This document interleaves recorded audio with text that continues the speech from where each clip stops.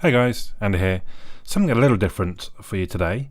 I've got myself a mini drone, a CX-10WD-TX to be more accurate. We can see there it's flown over Wi-Fi, so it's limited to range about 25 meters. They say.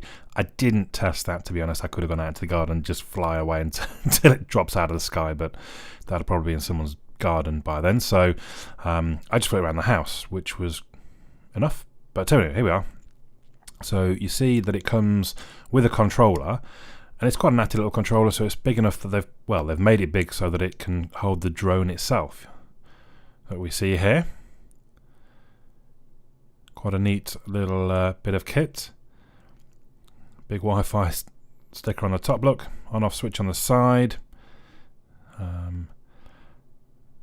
Generally quite a neat little device. Camera there on the front, quite handy that's there, because otherwise you're not going to have a clue which way is forward. Obviously it's quite a symmetrical device. Yeah, not much to say. It's the propellers don't spin freely, as you can see. So what else is in the package? We've got some spare propellers.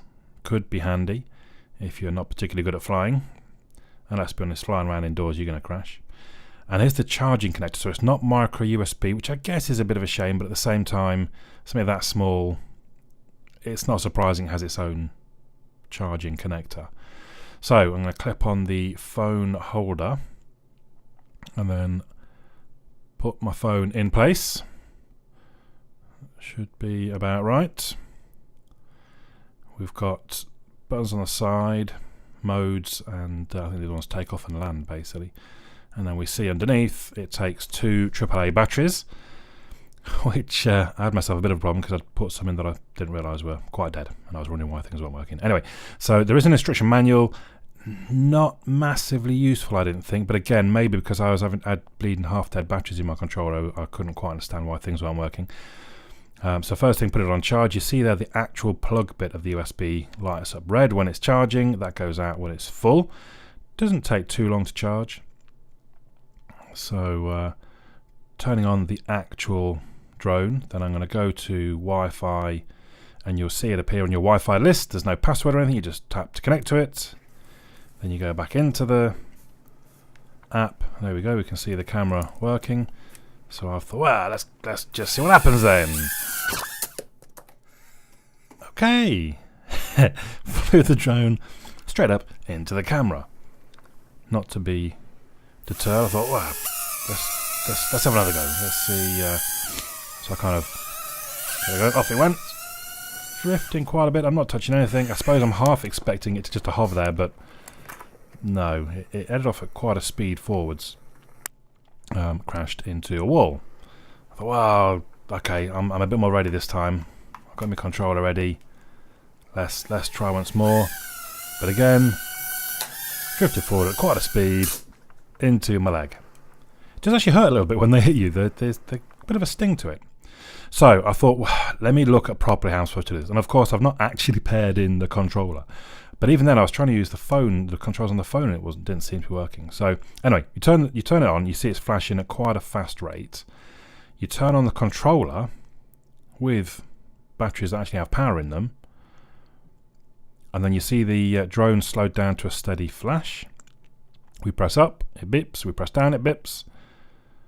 And we're basically now connected. You see it's a solid light on both. You can't really see it on the controller, but the red light is now solid.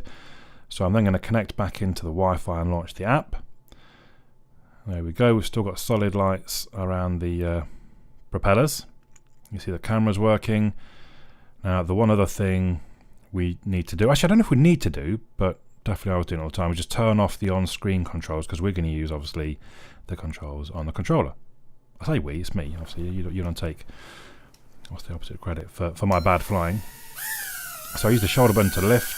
And now I've actually got some control with the controller.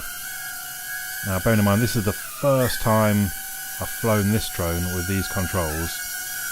It takes a little bit of used to. I think the controls are actually the same as my Mavic. So the left controller goes up and down and turns it left and right, and the right controller goes forward and backwards and strafes left to right. So in some ways it's a little bit easier for me to kind of get to grips with it because I've flown using those type of controls previously. Now, I didn't show you, but there's actually a speed setting. One of those buttons along the top, it says 30%. So this is on kind of super slow mode. And obviously, I'm generally trying to keep it quite slow and control at this point because we're in quite a small confined area in my room. But you can crank, I mean, I haven't even dared, if I'm honest. You can crank it up to 100%. See there, you can get away with little bumps. I'm trying to bring it right in front of the camera, but it's just not that precise. And I'm generally managing to keep it in the frame of the... But there we go, look. But not too bad for my first flight. Unperturbed. We're gonna crack straight on and have another go.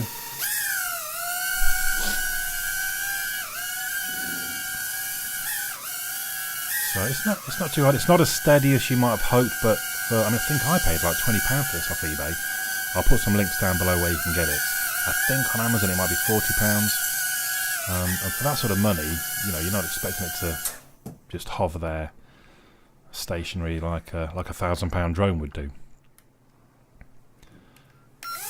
Then it's quite often you can launch it obviously from your hand. Look, so you start the propellers up and I just kind of threw it out there.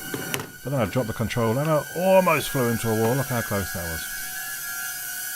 There it is, back in view. And again, I'm just trying to get it in camera. Here you can just see the video quality. I mean, I think it looks reasonable. See my knees, look, how's that? Fly into my knees, look, how's that? So, I forget actually if it's a 720p, I think, video. Again, you're not going to expect 4K from a £20 device. Trying to look on the box quick to see it. I think it was 720p. It doesn't actually say, so maybe it's not even that. Maybe it's not even that high. But you can see on. I know it's a 480p, in fact. But on the phone, it's enough. So let's try recording.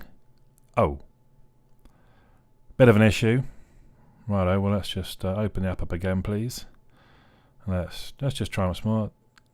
Nope, it's not liking that. Now it could be because I'm on Oreo. I don't actually have a device at the moment that I can try on an earlier version of Android. But I think for £20 odd, great fun, worth a go. Bit of an introduction to droning, I suppose. Let me know your thoughts in the comments down below. But for now, my name's Andy. I'll catch you all again soon.